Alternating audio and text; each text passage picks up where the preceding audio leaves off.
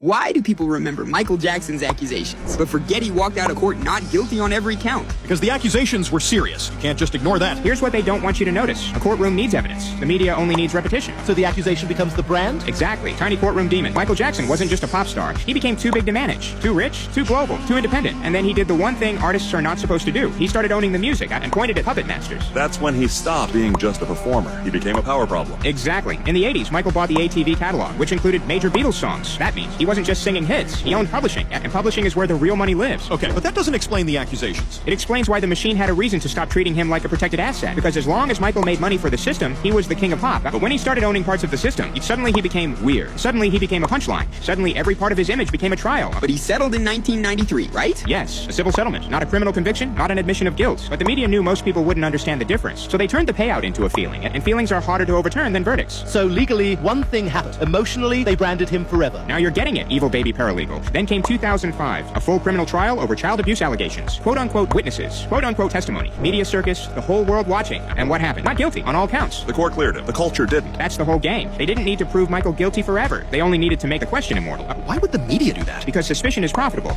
A genius is inspiring. A fallen icon is clickable. And Michael gave them another reason to hate him. He started talking about Sony, about ownership, about how artists get used, drained, and discarded, and about the people behind the curtain.